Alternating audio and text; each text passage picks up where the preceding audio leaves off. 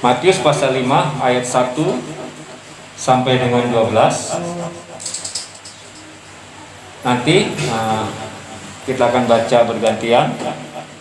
Saya baca ayat ganjil, Bapak Ibu sekalian, saudara-saudaraku membaca pada ayat genap. Nanti di akhir kita baca bersama-sama. Matius pasal 5 ayat 1 sampai dengan 12. Khotbah di bukit, ucapan bahagia. Ketika Yesus melihat orang banyak itu, masuklah ia ke atas bukit, dan setelah ia duduk, datanglah murid-muridnya kepadanya. Maka Yesus pun mulai berbicara dan kepada mereka, katanya, Berbahagialah orang yang miskin di hadapan Allah, karena merekalah yang mempunyai kerajaan surga. berbahagialah orang yang bersuka cita, karena mereka akan dihidup. Berbahagialah orang yang lemah lembut, karena mereka akan memiliki bumi. Berbahagialah orang yang lapar dan haus akan kebenaran, karena mereka akan dibebaskan. Berbahagialah orang yang murah hatinya, karena mereka akan beroleh kemurahan. Berbahagialah orang yang suci hatinya, karena mereka akan melihat Allah. Berbahagialah orang yang membawa damai, karena mereka akan disebut anak-anak Allah. Berbahagialah orang yang dianiaya oleh sang kebenaran, karena mereka yang mempunyai kerajaan surga. Berbahagialah kamu jika karena aku kamu dicela dan dianiaya, dan kepadamu difitnahkan segala yang jahat. Sama-sama. Bersukacita dan bergembiralah, karena upahmu besar di surga. Sebab demikian juga telah dianiaya nabi yang sebelum kamu. Puji Tuhan, firman Tuhan yang sangat indah bagi kita semua. Ucapan bahagia dari Tuhan Yesus. Ini adalah satu khotbah yang pertama ya dari Tuhan Yesus, ya dikenal dengan khotbah di bukit. Nanti ada beberapa kelanjutannya sampai pasal 5, pasal 6 dan seterusnya. Pagi ini saya hanya menyampaikan satu ayat saja yang saya akan bagikan kepada saudara-saudara sekalian, yaitu pada ayat 3. Ya, jadi pada ayat 3 ini dikatakan, berbahagialah orang yang miskin di hadapan Allah, karena merekalah yang mempunyai kerajaan surga. Kita akan belajar satu ayat ini. Kita akan membahas apa arti dari berbahagialah di sini, dan kemudian poin yang penting apa arti miskin di hadapan Allah. Oke, jadi pertama kita akan melihat ya, satu konsep kebahagiaan. Di sini kata berbahagialah. Jadi kita berbicara di sini, atau Tuhan Yesus mau menjelaskan tentang kebahagiaan itu sebenarnya seperti apa. Ya, di sini kita lihat sebelumnya bahwa kalau kita baca dari ayat 1 dan seterusnya sampai ayat 12 dikatakan di sini kita lihat bahwa Yesus memberikan penghiburan. Ya, penghiburan kepada murid-muridnya pada saat itu. Ya, jadi konteks pada situ Yesus naik ke bukit ya lebih tinggi sedikit, itu di depannya pada ngumpul murid-murid dan orang-orang yang lain di sekitar mereka ya. Pokoknya ramai dah di bawah ya. Jadi Tuhan Yesus agak naik sedikit-sedikit ya biar kelihatan. Di sini Yesus memberikan penghiburan kepada murid-muridnya. Banyak sekali ya. Di sini dikatakan penghiburan, kata-kata penghiburan, maka disebut ucapan bahagia. Ya, ada kalau kita hitung ini ada 8 ya. Ada 8 sifat-sifat atau karakter-karakter yang Tuhan Yesus berikan pujian atau berikan semangat ya, seperti itu ya. Seruan, berbahagialah, berbahagialah, berbahagialah, berbahagialah, atau alangkah bahagianya, seperti itu. Jadi tapi pada saat ini saya hanya bagikan pada ayat yang ketiga, yaitu miskin di hadapan Allah. Berbahagialah di sini ya, kalau kita mau renungkan, yaitu ada sedikit kontradiksi ya kalau kita lihat bagaimana bisa di sini dikatakan mereka yang miskin di hadapan Allah dikatakan oleh Tuhan Yesus berbahagia. Ya kan? Ini seperti sesuatu yang kontradiksi ya. Berbahagialah orang yang miskin di hadapan Allah. Kok orang miskin berbahagia? Ya kan? Kok orang miskin dikatakan bersukacitalah. Bahkan di bawahnya seterusnya yang dianiaya ya segala macam bersukacita. Sepertinya sifat-sifat yang sepertinya ya yang seperti apa? Yang tidak kita bisa nilai secara materi, kok dibilang berbahagia. Apalagi sekarang kan miskin dia dapat Allah. Nah, kalau kita melihat selintas seperti itu, sepertinya ini suatu hal yang bertentangan. Ya, umumnya kalau orang berbahagia kan bukan di apa? Yang kaya ya kan, yang dapat hadiah ya, yang pesta-pesta begitu kan, yang mempunyai harta yang berlimpah dan segala macam. Kalau bilang, oh dia berbahagia karena hartanya melimpah. Tapi Yesus mengajarkan satu hal yang tidak umum, yang sangat kontras memang ya dengan pandangan dunia, tidak hanya pada saat itu, tapi juga saat ini. Jadi mari kita mau belajar apa yang dimaksud dengan kebahagiaan di sini. Ya, berbahagia di sini, saudara yang kasih, ini adalah dari kata makarioi ya, makarioi. Ya. Kata sifatnya itu makarios dari bahasa Yunani.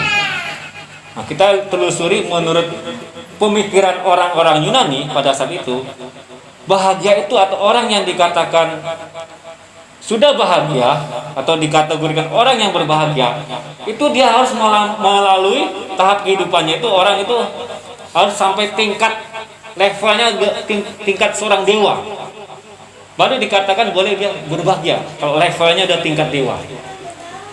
Karena orang-orang Yunani pada situ ya mereka masuk dalam penyembahan berhala, jadi percaya kepada dewa-dewa. Jadi kalau manusia udah sampai pada tingkat tertinggi kemanusiaannya, dia masuk level dewa, nah itu berbahagia. Pemahaman mereka seperti itu. Atau orang yang berbahagia itu levelnya udah sangat kaya sekali, sudah sangat kaya, boleh bilang berbahagia, boleh bilang makarios orang itu. Kalau belum kaya sekali, belum makarios, belum layak. Nah itu, pemahaman orang ini juga dikatakan orang berbahagia itu kalau sudah mati. Nah, kalau dia sudah meninggal, baru bisa dikatakan dia berbahagia. Tapi Tuhan Yesus mengajarkan kepada kita bahwa pemahaman kebahagiaan di sini bukan diartikan secara pemahaman secara duniawi. Ya, konsep kebahagiaan duniawi seperti tadi itu adalah orang bahagia itu pasti kita tahu ya. Kita memang diajarkan seperti itu ya. Kalau kamu berbahagia, kamu harus terkenal, ya kan? Kalau kamu mau bahagia, kamu harus pendidikan tinggi. Ya, kamu kalau mau bahagia harus punya jabatan yang tinggi. Kamu kalau mau bahagia harus punya ini dan itu, tidak sakit-sakit, sehat terus. Ya kalau perlu badannya gemuk, ya bahagia, happy. Wah, keluarganya sukses semua. Ya, nggak ada yang aneh-aneh gitu. Pokoknya happy family. Begitu bukan? Kita diajarkan seperti itu. Saya kira sih tidak salah, gitu ya. Ya wajar-wajar saja. Oke? Tapi kalau kita sebatas konsep pemikiran dunia seperti itu di pikiran kita, kita akan kehilangan ya, kebahagiaan yang sejati, yang permanen, yang menetap, kebahagiaan yang sifatnya kekal. Karena kebahagiaan menurut konsep duniawi itu sementara, ya, tidak permanen. Ya, seberapapun kaya kita, seberapapun terkenal kita, seberapapun hebat jabatan tinggi kita akan lepaskan itu semua, bukan? Seberapapun happy keluarga kita, satu hari pasti nanti akan dipanggil juga oleh Tuhan, kan? Satu kan? Dan berlalu dalam waktu sekian ya orang sudah nggak ingat lagi semuanya, sesaat saja. Tapi Yesus mau mengajarkan kepada kita kebahagiaan yang sifatnya kekal, kebahagiaan yang sifatnya sejati, kebahagiaan yang sifatnya bukan diukur dari apa yang kita miliki, yang kita pegang, tapi kebahagiaan di dalam hati dan batin kita, yang tidak tergantung oleh situasi kondisi di luar kita. Nah ini ya. Jadi kalau kita mau mengikut Tuhan Yesus, memang Tuhan Yesus mengajarkan seperti itu. Ya, sepertinya kontradiksi dengan konsep dunia ini. Makanya kalau kita ikut Yesus, kata orang ya, Kita bertobat ya, lahir baru. Nah, sampai tahap sangkal diri dan pikul salib. Itulah ya konsekuensi kita ikut Yesus. Kita kadang harus kita korbankan ya konsep-konsep duniawi yang begitu mengikat kita. Kita harus korbankan seperti itu, ya, agar kita bisa maksimal dalam mengikut Yesus. Nah, makanya ini penghiburan bagi kita semua. Berbahagialah. Mungkin orang lain, orang dunia melecehkan kita. Ya, kamu ikut Yesus punya karakter miskin di hadapan Allah. Ikut Yesus punya karakter apa? Lemah lembut, berduka cita, haus dan lapar akan kebenaran, ya. Apalagi dianiaya, maunya dianiaya oleh ikut Yesus, maunya kamu susah-susah, ya kan? Kita pasti dipojokkan deh, orang aneh, orang Kristen yang aneh. Tapi Yesus memberi penghiburan. Nah ini penting, penghiburan. Berbahagialah kamu. Nah, kalau orang lain celakalah kamu, celakalah kamu kalau ikut Yesus. Tapi Yesus bilang berbahagialah kamu. Ah, inilah penting pesan Yesus kepada murid-muridnya. Karena sepengiringan mereka kepada Yesus ketika Yesus naik ke surga setelah disalibkan, ya, mati dan bangkit, penderitaan dialami oleh para murid. Ya, kalau mereka tidak dengar ini, apa yang terjadi? Kalau mereka tidak mendengar khotbah dari Tuhan Yesus, ucapan berbahagia, kira-kira iman mereka mungkin down. Tapi mereka ingat waktu Tuhan Yesus khotbah di bukit. Ya, para murid ingat, para rasul ingat. Oh, berbahagialah orang yang miskin di hadapan Allah, karena mereka yang punya kerjaan surga. Apalagi kalau mereka lagi di penjara, mereka lagi dianiaya. Ya, mungkin Petrus ya di penjara, dia ingat khotbah Yesus. Berbahagialah kamu Petrus jika kamu dianiaya, jika kamu dicela karena aku. Upahmu besar di surga. Petrus ingat. Oh, upahmu besar di surga. Jadi terhibur bukan? Terhibur. Jadi pasti saya yakin para rasul ingat terus khotbah ini. Ya, ketika Yesus naik ke surga, Roh Kudus dicurahkan. Mereka mengandalkan Roh Kudus, pertolongan Roh Kudus. Roh Kudus mengingatkan khotbah-khotbah Yesus, salah satunya.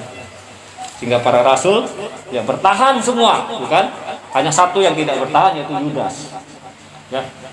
Dari semua para rasul setia sampai mati. Ada yang martir, ada yang disalibkan, ada yang dibakar segala macam. Hanya Rasul Yohanes yang mati tua di Pulau Patmos, tapi tetap dalam kerangka dianiaya di penjara.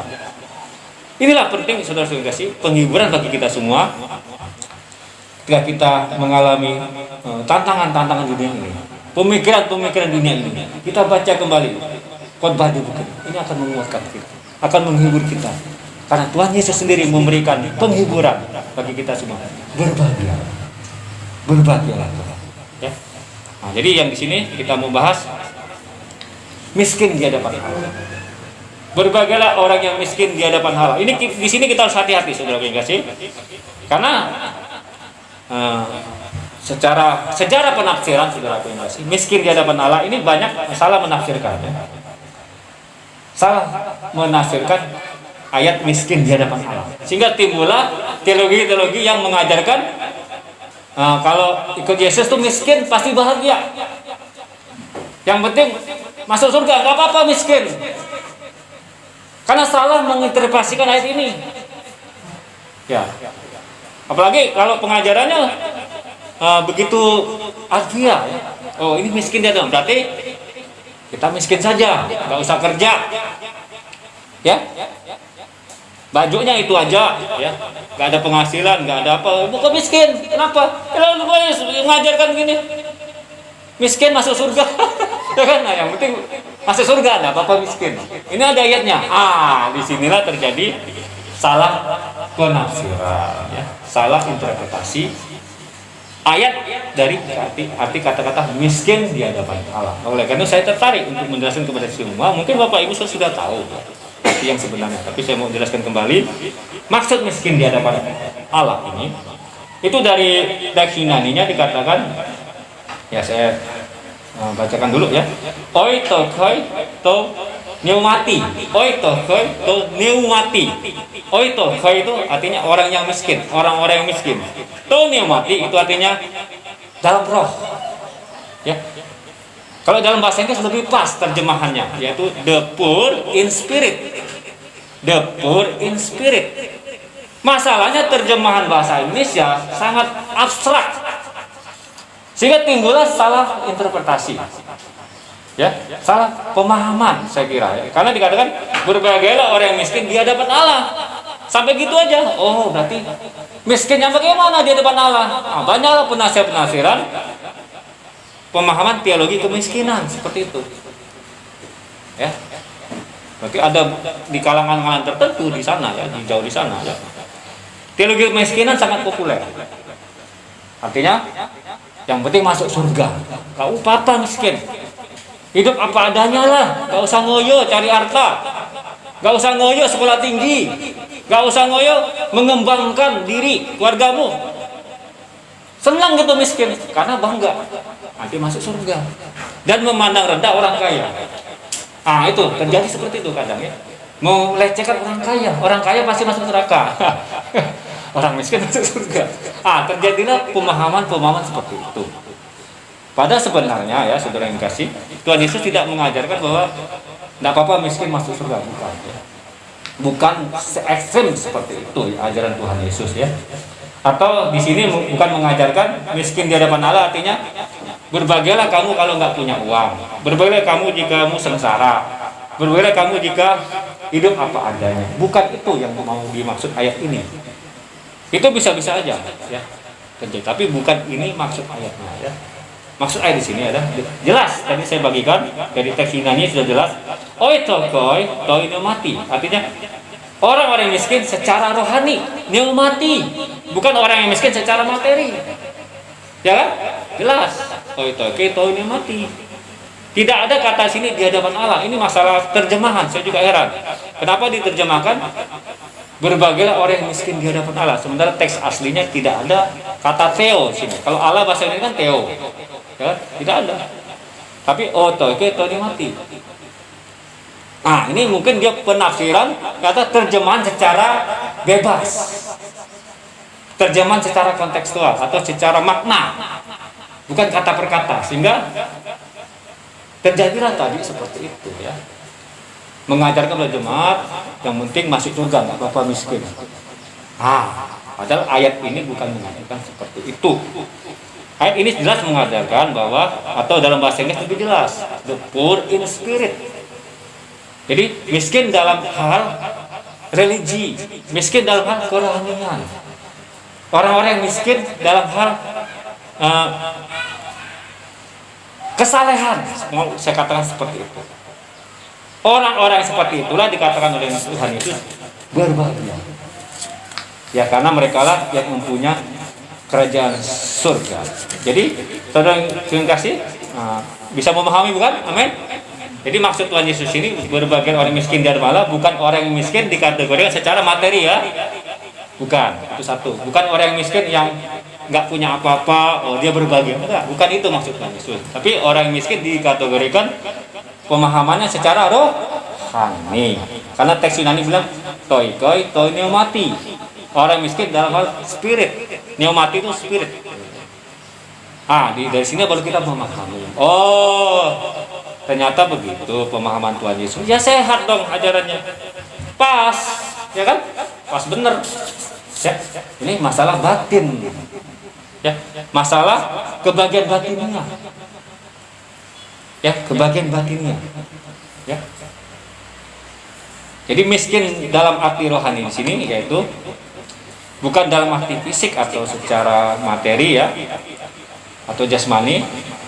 Jadi orang miskin di sini bukan dipandang dari segi sosial, melainkan dari segi religiusnya, dari segi kerohaniannya. Oke, jadi nanti saya akan jelaskan selanjutnya. Nah, kata miskin ya itu dari kata sifatnya tokos. Ya, tadi oitoike itu kata benda. Jadi orang-orang miskin itu dari kata sifat tokos. Miskin ya. Jadi poor bahasa Inggrisnya. Itu adalah arti harfiahnya itu miskin absolut. Miskin yang mutlak. miskin yang sampai tingkat bangkrut total, yang tidak punya apa-apa, nol, ya, miskin sudah dalam tingkat levelnya sudah nol, nggak ada apapun sama sekali yang bisa dia andalkan, sehingga dia kalau tidak ditolong orang lain, dia bisa is dead, dia bisa mati. Jadi benar-benar bergantung total kepada pertolongan orang lain. Inilah arti kata miskin santokos. Jadi tingkat kemiskinan yang sangat mutlak, yang sekarat, ya, yang nol, nggak punya apa-apapun yang bisa diandalkan. Dari kata itulah Tuhan Yesus ambil.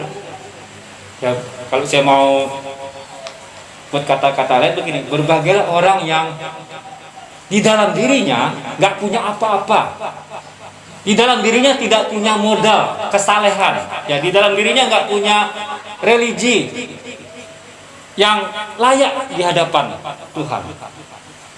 Berbagai orang yang merasa dirinya bangkrut secara rohani, berbagai orang yang merasa moralnya rusak, hancur, seperti kain kotor di hadapan Tuhan. Orang-orang seperti itulah yang mempunyai kerajaan. Amin, sudah bisa sih. Jadi seperti itu pemahamannya. Ya. Miskin dalam arti rohani kita ini nggak ada yang bisa kita andalkan di hadapan Tuhan. Rohani kita ini sesaleh-salehnya kita pun ibadah, sudah yang kasih saya mengatakan. Berapa banyak pun kita puasa, berapa banyak pun kita sedekah, berapa banyak pun kita memberi persembahan sosial, atau banyaknya kita sembahyang segala macam, tetap di mata Tuhan itu seperti kain kotor. Itu maksud di sini. Orang-orang seperti itulah yang mempunyai kerajaan surga. Ini jelas-jelas Tuhan Yesus memisahkan ajaran Injil, ya, dengan ajaran orang ahli Taurat. Disinilah menariknya, saudara kasih. Kalau orang ahli Taurat justru mengajarin banyak beri persembahan, banyak beri perpuluhan, banyak beri sedekah, banyak sembahyang, banyak doa, ya kan? Adat istiadat yang sangat ketat. Kalau masuk ke rumah cuci tangan, basuh ini segala macam, baru boleh berdoa. Ini haram, ya, nggak boleh. Nanti masuk neraka, ini haram, itu enggak. Wah, banyak benar. Ketika mereka terus melakukan itu, tingkat agama seperti itu, pada satu titik mereka merasa sombong. Pasti. Makanya Tuhan Yesus banyak menegur mereka. Orang-orang ahli Taurat itu apa? Orang-orang yang munafik. Seperti kain putih, ya. Ya, seperti apa? Putih, kuburan, ya, warna putih, kuburan yang putih, catnya putih. Dalamnya tulang-tulang. Jadi Tuhan Yesus mengkritik orang Farisi. Disinilah beda ajaran kita tentang Injil. Injil mengajarkan anugerah, ya, bukan mengajarkan sudahkah kamu melakukan hukum Taurat, kalau belum nggak bisa masuk surga. Itu, ya kan? Kalau Taurat gitu ngajarin. Sudahkah kamu melakukan hukum ini, hukum itu, sudah belum? 10 tuh sudah lolos belum? Adat ini udah belum? Sudah sedekah belum? Sudah puasa belum? Oh belum. Oh nggak layak masuk neraka. Ya kan? Tapi miskin di hadapan Allah menurut Yesus, justru kita merasa di hadapan Tuhan, kalau kita datang kepada Tuhan, ku najis, ku nggak layak, ku kain kotor, ku cacing, miskin ku Tuhan, nggak punya apa-apa. Itu lagi nih apa sebenarnya? Nggak ada. Ku miskin, nggak punya apa-apa. Rohani ku kosong, nggak ada, nol Tuhan. Ini yang begini Tuhan Yesus yang mempunyai kerjaan surga. Maka dia kan berbahagia. Kalau orang Farisi marah dengan itu. Mereka bangga dengan agama mereka, kesalahan mereka sangat bangga, sangat fanatik, ya. Nggak mau anugerah, karena merasa sudah paling suci di dunia dengan melakukan aturan-aturan agama. Maka penghiburan bagi kita semua murid-murid ini sangat penting, saudara. Berbahagialah kita, ya. Kalau kita tetap merasa miskin di hadapan Allah. Ya, orang-orang, ya. Di sini katakan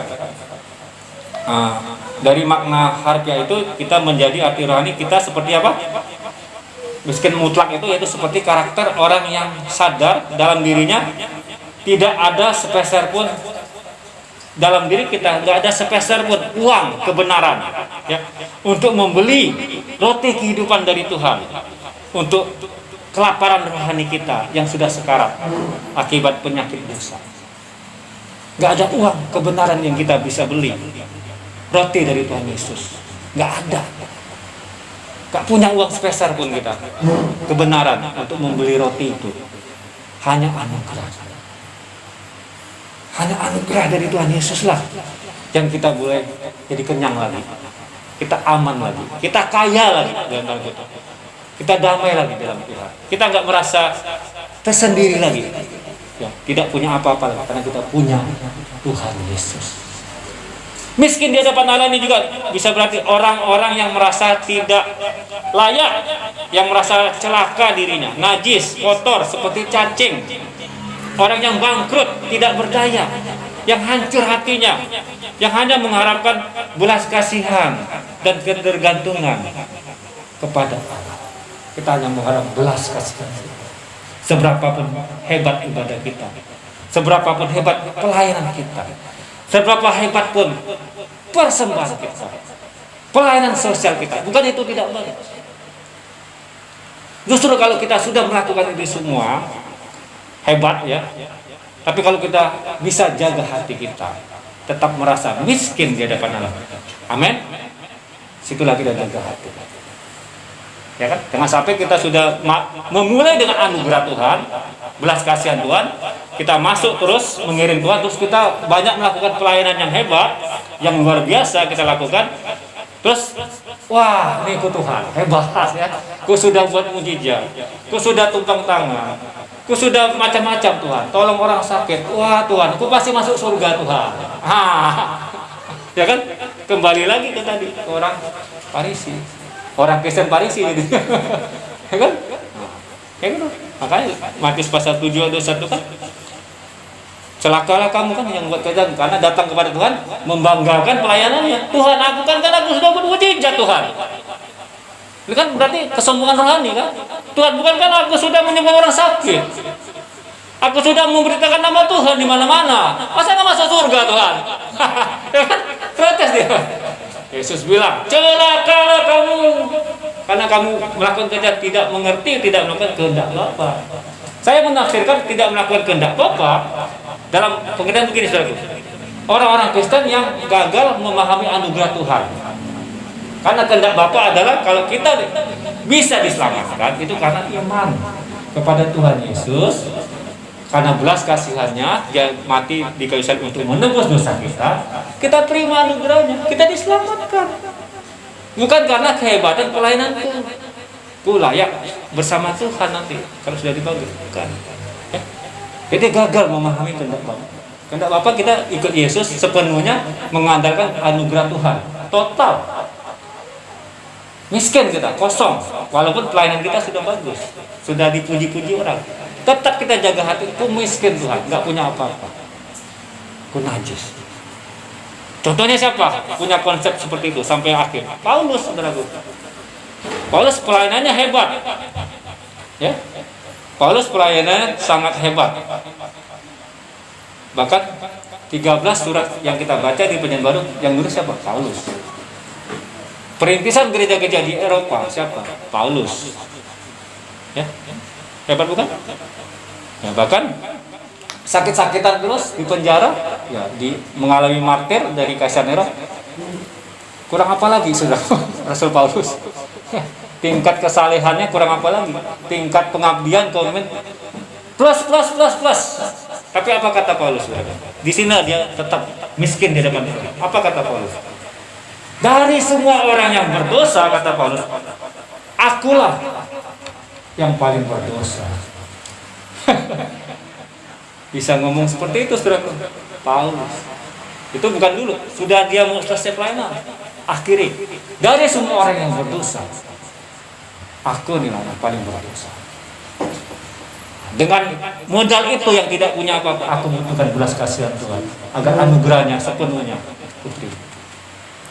Bukan ada Paulus di dalam situ, nggak ada, sepenuhnya anugerah Tuhan Yesus. Paulus mengerti makna ayat ini, dan saya setuju. Saya juga mau mengatakan kepada saudara, dari semua orang yang berdosa, inilah yang paling berdosa. Ya. Nah, saya yang paling berdosa. Saya mau katakan. Karena hakikatnya kita semua orang berdosa kan? Apa yang perlu kita sembunyikan? Roma pasal 3 juga semua orang telah berbuat dosa apalagi dan telah kehilangan kebenaran. Apa yang kita sembunyikan? Enggak ada. Nol di hadapan Tuhan. Pelayanan enggak. Kesalahan enggak, nol. Salib Yesus, darah Yesus itu yang melayakan itu. Ya. Ada seorang pengkhotbah bilang, apa yang akan saya katakan kalau saya sudah menjelang dipanggil Tuhan, kalau sudah mendekati ajal, ibarat saya mau bertemu Tuhan Yesus, apa yang mau saya katakan? Apakah saya akan mengatakan, Tuhan Yesus, aku sudah bangun gereja besar, banyak baptis orang, memuridkan orang, jutaan orang, khotbah di mana-mana, masuk TV, Tuhan Yesus nggak tahu, ya kan gitu? Tidak, aku tidak berkata seperti itu. Dia berkata, akan ngomong, celakalah aku manusia yang laknat. Hanya belas kasihan yang Tuhan Yesus, aku boleh mengikut engkau. Hanya belas kasihan Yesus, aku manusia celaka, terimalah. Dia ngomong gitu. Ini levelnya orang yang sudah pelayanan sangat luar biasa. Dia nggak, maksudnya dia mengajarin kita, tetap kita jaga hati, amin. Tetap merasa kita miskin kita ini ya, amin. Dia dapat miskin rohani kita. Sebagus apapun kita, tetap kita miskin. Bukan berarti kita nggak berdoa, bukan begitu ya. Nggak pelayanan, bukan. Atau tidak menginjil, atau tidak melakukan berita, bukan. Menjaga hati kita, sadar bahwa kita ini hanya kita ini hanya seperti pemungut cukai ya, yang dikasihani Tuhan. Seperti perempuan tunasusila yang diampuni Tuhan. Kita seperti itu saja sebenarnya. Nggak usah kita membangga-banggakan kesalehan kita. Walaupun kita tetap melakukan, amin, tetap kita lakukan dalam arti anugerah kita, karena berterima kasih kepada Tuhan sudah diselamatkan. Dalam konteks anugerah kita melakukan itu semua. Satu saat Tuhan panggil kita, tetap kita merasa miskin di hadapan Allah. Jadi saudara kasih, seperti itulah ya makna miskin di hadapan Allah sini, sehingga kita tidak salah pemahaman ya. Jadi Yesus menjamin kebahagiaan yang sejati dan tetap dari pemilikan kerajaan surga. Dia katakan mereka lah yang mempunyai kerajaan surga, itu jaminan. Ya. Hati-hati jangan sampai kita menjadi sombong rohani. Ya. Karena Yesus yang miskin dari mana yang dijamin mempunyai kerajaan surga. Bukan nanti semata-mata, bukan nanti dalam kekekalan, saat ini juga. Ini dalam kondisi saat ini kita bisa juga merasakan kerajaan surga dalam hati kita, batin kita, saat ini juga. Makanya kebahagiaan yang sejati yang Tuhan berikan kepada kita ini di dalam batin kita. Jadi kapan kita merasakan? Saat ini juga sudah. Semenjak kita ikut Tuhan Yesus, kita bertobat, kita menyangkal diri terus dikusan. Kebahagiaan itu ada, saudara. Yang batin itu ada. Nggak tergantung dengan situasi, kondisi di luar kita. Tidak tergantung berapa benda yang kita miliki di tangan kita. Nggak tergantung. Tetap kita, batin kita bahagia. Karena ada Tuhan Yesus di dalam hati kita. Yang memenuhi semua kemiskinan rohani kita. Dia penuhi kita semua kerohanian kita. Sehingga happy terus ya. Bukan happy karena punya banyak duit ya. Amin. Tapi punya Yesus dalam batin, itu menetap permanen ya. Nggak ada orang bisa ngambil, setan pun nggak bisa ngambil. Mendekati detik-detik ajal pun nggak bisa ngambil sukacita batin. Tuhan Yesus sudah di hatiku, sudah di tanganku, dia besertaku. Jadi sudah dikasih jaminan kebahagiaan yang sejati ini bagi orang-orang yang tetap ya sadar, yang tahu diri, rendah hati, mengakui betapa miskinnya ya, betapa miskinnya kerohanian mereka, betapa bobroknya kesalahan mereka seperti kain kotor di hadapan kekudusan dan kemuliaan Allah Maha Suci. Orang yang menyadari betapa miskinnya akan kesalehan ya, dia merasa berhutang banyak kepada Tuhan. Utang apa? Utang dosa yang hanya bisa dibayar oleh darah Yesus. Ya, kita berhutang dosa bukan? Banyak dosa kita. Belum dosanya Adam, dosa warisan. dan nempel dalam diri kita. Ajaran Kristen mengajarkan dosa asal, saudara. Orang lain ngajarin bayi itu putih, suci. Tapi orang Kristen ngajarin, teologi kita ngajarin kita bayi pun sudah berdosa. Karena ada original sin, dosa yang diwariskan Adam. Belum lagi dosa pribadi kan? Waktu kita kecil, waktu kita ngelawan orang tua, waktu kita ngambil rambutan kebun tetangga kan, ya kan, ngambil mangga, ya kan? Makan mangga tanpa rasa karena masih kecil, kan dosa juga. Gak permisi, macam-macam, ngambil uang papa, ngambil uang mama. Saya juga dulu kan waktu kecil, banyak ada. Karena beli jajan, kalau ditulis nggak segini dulu, ya kan? Apa yang kita bisa bawa, saudara? Kesalehan nggak bisa, saudara. Nggak bisa, hanya darah Yesus, amin, yang bisa menyucikan semua itu ya, sampai detik ini hanya darah Yesus saja.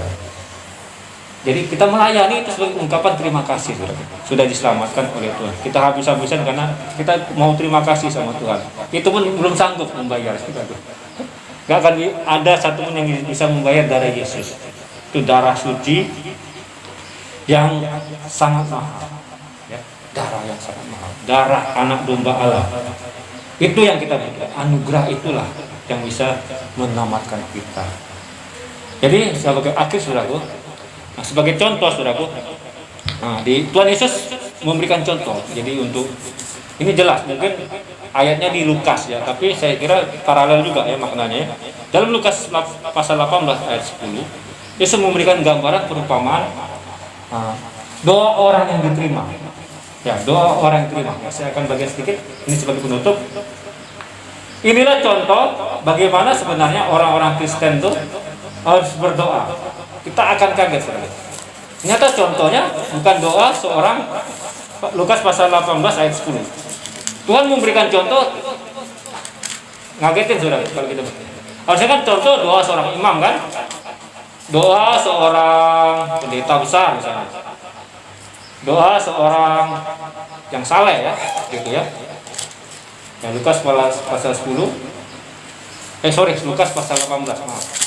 Lukas pasal 18 ayat 10. Nanti saya akan akhiri khotbah saya. Nah, Lukas pasal 18 ayat 10 sampai 13. Ya, Tuhan Yesus mengambil contoh doa yang Tuhan mau itu seperti apa sih? Bukan doa seorang pendeta besar, saudara. Ibarat seperti itu, bukan doa seorang ahli Taurat, tokoh agama pada saat itu. Tapi doa siapa? Seorang pemungut cukai. Ya kan? Nah, ini nyambung dengan tadi miskin di hadapan Allah kan? Nah, saya akan bacakan, saudaraku. Perumpamaan tentang orang Farisi dengan pemungut cukai. Dan kepada beberapa orang yang menganggap dirinya benar dan memandang rendah semua orang lain, Yesus mengatakan perumpamaan ini. Ada dua orang pergi ke bait Allah untuk berdoa. Yang seorang adalah Farisi dan orang lain pemungut cukai. Orang Farisi itu berdiri dan berdoa di dalam hatinya begini. Ini dua orang Farisi tersebut. Ya Allah, aku mengucap syukur kepadamu karena aku tidak sama seperti semua orang lain. Bukan perampok, bukan orang lalim, bukan berzina, dan bukan juga seperti pemungut cukai ini. Nah, di samping ada ini katanya. Dengan gaya bahasa yang sini, ini katanya. Betul ini katanya. Aduh, sombongnya kan. Ini katanya. Terus aku berpuasa. Nah, tadi saya bilang kesombongan berani kan. Aku berpuasa 2 kali seminggu. Lagi. Dan memberikan 1/10 dari segala penghasilanku. Tetapi pemungut cukai, nah, oke, sampai situ. Terus dua pemungut cukai. Tetapi pemungut cukai itu berdiri jauh-jauh. Dia masuk buat Allah pun nggak percaya diri, minder. Dulu saya pernah sebelum saya bertobat masuk gereja minder. Nggak percaya diri saya masuk gereja. Saya merasa nggak pantas dulu ya. Wah, aku layak masuk gereja. Kayak duduk di pojok, di belakang. Kalau ada pendeta takut, merasa wah nggak layak. Nah, kira-kira seperti itu ya. Pemungut cukai ya, pemungut cukai berdiri jauh-jauh. Bahkan dia tidak berani menengadah ke langit. Karena kepercayaan orang Yahudi itu langit tempatnya Tuhan. Kurang ajar kan kata. Tapi orang Farisi berdiri tepuk dada. Ya. Dia nggak berani. Minder ya. melainkan ia memukul diri. Nah, memukul diri saudara sampai segitunya saudara. Dan berkata, ini doa yang harus kita tiru. Ya Allah, kasihanilah aku orang berdosa ini. Amin. Ya Allah, kasihanilah aku orang berdosa. Tuhan Yesus yang ngajar saudara. Begini doanya kita. Kalau kita miskin di hadapan Allah, ya Allah, kasihanilah aku orang berdosa ini. Aku berkata kepadamu, orang ini pulang ke rumahnya sebagai orang yang dibenarkan Allah, dan orang lain itu tidak. Sebab barang siapa meninggikan diri, ia akan direndahkan, dan barang siapa merendahkan diri, ia akan direndahkan. Amin, sudah enggak sih? Jadi saya suka menghafal doa itu. Ya Allah, kasihanilah aku orang berdosa ini. Kalau saya lagi sekarat, mungkin saya doa itu. Ya Allah, kasihanilah aku orang berdosa ini. Yesus bilang, orang ini dibenarkan kan? Nah, itu saya doa itu. Saya tidak ingat-ingat saya yang lakukan, tidak ingat lagi. Cuma saya ingat, ya Allah, kasihanilah aku orang berdosa ini. Ya, aku butuh darah Yesus, anugerah Yesus. Terimalah aku. Amin, sudah enggak sih? Nah, demikianlah firman Tuhan ini.